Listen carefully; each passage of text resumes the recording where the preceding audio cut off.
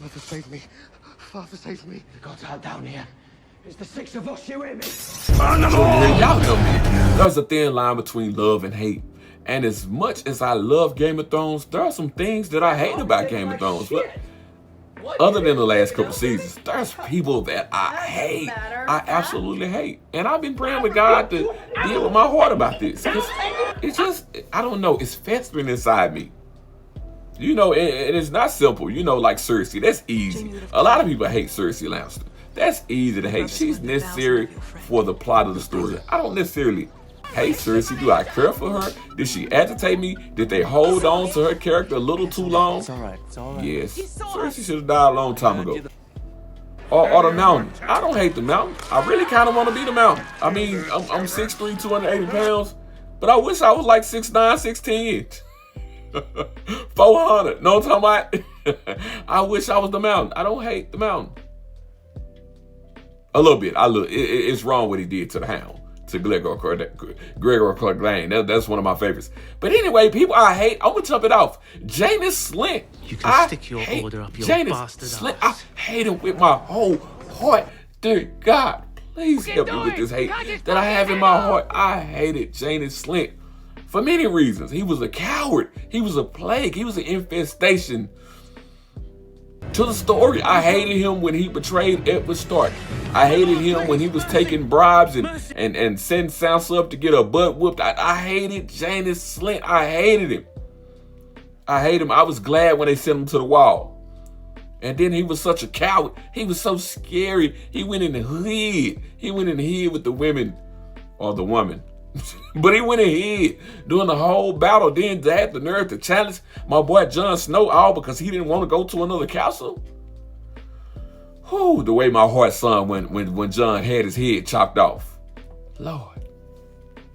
Listen, God ain't done with me yet. Next up on my list, I gotta say it. I hate Sansa Stark. I hate her. I know a lot of y'all gonna be confused by this. I hate Sansa Stark. Listen, me, like a lot of other people, I'm a Stark sympathizer. I am a Stark sympathizer. I can't lie to you. But Sansa Stark, I hated her. The whole time she wanted to be a princess, a queen so bad. She betrayed her family at every turn, to the point that when her father got his head cut off, that's when it got real to her. It didn't get real to her before then, because she didn't care about what happened to Arya. She didn't care about what happened to the wolves. She didn't care about Jon. She didn't care about nothing. Sansa would... I'm rambling. I think I might have hated Sansa more when they tried to redeem her character. You know, after the whole Me Too movement came about, and then Game of Thrones was getting heat for how bad the women got treated in the show, and then they tried to give Sansa this redemption arc and act like she was the Queen Elizabeth, you know what I'm saying, the Queen of England and stuff. Like, I hated that. I hated that twist. I didn't like it. I didn't like it. Her whole reason for beefing with Daenerys was done to me. It just wasn't for me. I feel like the whole... Let me stop. I'll just say this. I have hate in my heart for Sansa Stark. Real hate. You see the way my fist balling up? But not just Sansa. Can't really blame Sansa for being her. Can't, because I hate her mother. I hate her mother just as much, if not more. I hate Catelyn Stark. I hated Catelyn Stark. Hated her. Hated her. Hated her. Listen, for those of you who read the books, you know why we can't wait for the next book to come out. You know what I'm saying? You know why we want to see what goes on in that book. But that aside, if we're just dealing with the book and the show and the things that we have now, her irrational hatred for Jon Snow, which is a fan favorite character, he's my favorite character. Let me quit playing with y'all. But anyway, her irrational hate and mistreatment for Jon Snow, I hated it. I hate any woman who mistreats children. Anybody that mistreats children, you know what I'm talking about? Especially children that don't have a mother of their own. You know what I'm saying? Why would you do that to a boy? Hated Catelyn. That aside, she's the reason for everything that popped off. She's the one who decided to take it up upon her own to go and arrest my boy Tyrion. She did that. Edward told her no. Edward wouldn't have did that. Edward, I called him Edward. She didn't know how to listen. She's a woman that didn't know how to follow directions. Hated Catelyn Stark. I don't want to rub salt into the wounds, but I got to say this too. Not just Catelyn Stark did I hate, but I hated Lysa Arryn. And Catelyn Stark and Lysa are sisters, and Sansa's her niece. And listen, I feel like I'm women bashing right now.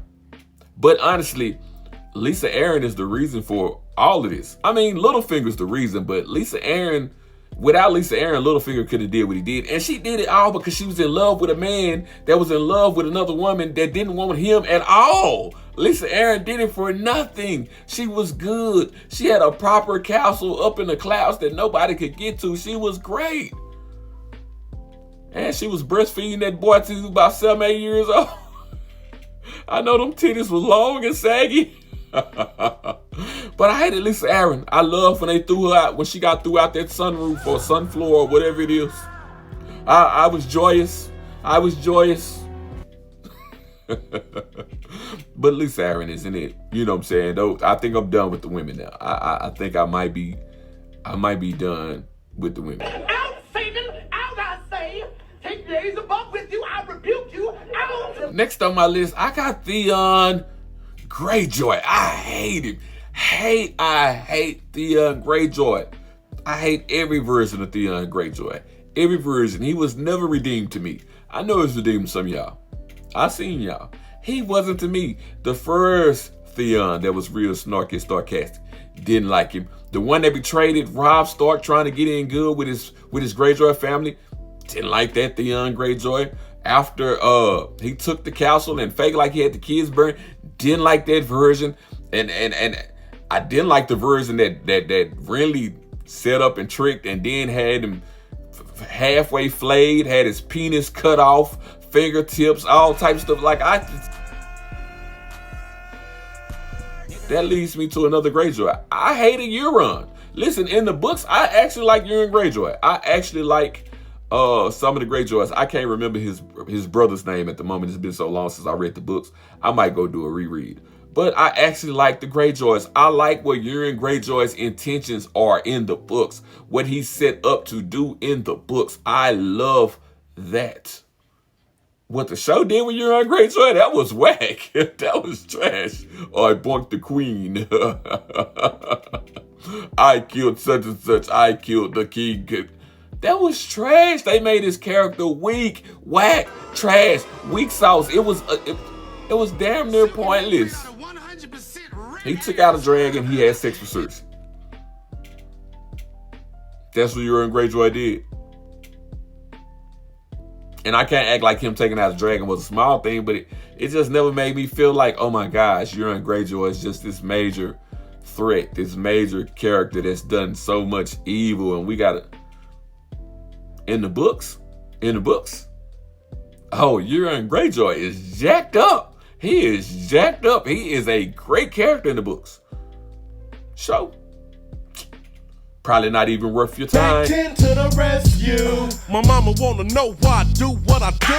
We're getting closer and closer to my most hated character now, but Walder Frey is up there. Walder Frey's betrayal at the twins, it kind of was Robb Stark's fault because, okay, Catelyn made a deal that Robb never agreed to, but the deal was in order for you to move your army through the twins to get south as fast as you can, you got to marry one of his daughters. That was the deal. And Robb went and married some random chick that was doing home and health care for somebody on the battlefield. Robb made a fatal mistake, but still, I hated Walder Frey for that betrayal and the fact that he had all them damn kids. I just didn't like the old bastard. I ain't like him. Lord, please work with my heart.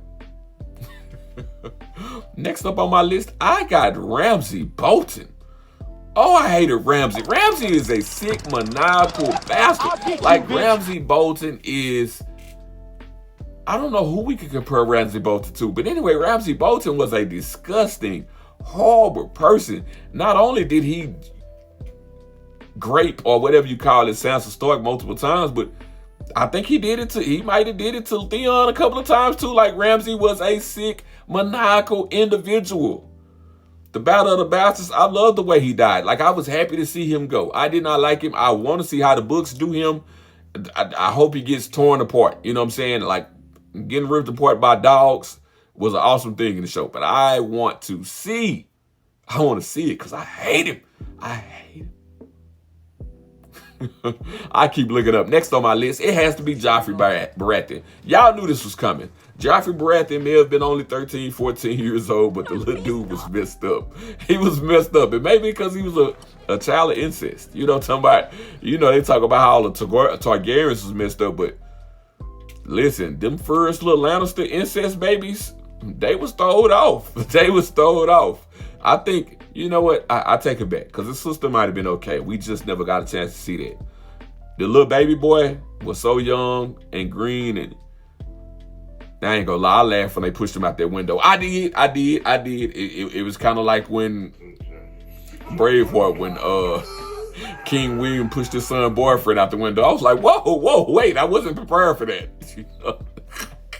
But I hated Joffrey Baratheon from having Sansa whipped in front of everybody in the court to making her marry Tyrion and then trying to get her whipped again and putting Eddard's head on the thing after he double crossed him, and you know, all of the things. I hated the little kid. I hated him so much when I went back and watched Batman, the first Batman movie. You know what I'm saying? Batman Begins, and I saw him as a little kid on the stoop, and he seen Batman. I was like, you know what, Batman, push him off. Just go ahead and push him off. You can save the Starks a lot of trouble if you just push the little kid off. Number one on my list. It's gonna surprise some people. It could be a bunch of people. It could be Tywin Lannister. I actually like Tywin Lannister. It could be the Targaryens. I don't like the Targaryens. I'm one of them people that don't give a damn about Targaryens. I didn't give a damn about them ever sitting on the throne again. I didn't give a damn about Jon Snow secretly being a Targaryen. Care about none of that. But number one on my list is Bran Stark. You were exactly where you were supposed to be. There's nothing in the world more powerful than a good story. Nothing can stop it. No enemy can defeat it. And who has a better story than Bran the Broken? Can't y'all see it? Listen, one of the things that George R. Martin does is he sets you up and makes you believe something, and then he turns that thing down. He did that with Eddard Stark. He did that with Robb Stark. He did that, he even did it with Jon, even though we know Jon is coming back. He did that with a lot of characters, a lot of things, a lot of people and places that we were excited for to just see it fall. But one of the things he didn't do it with Bran.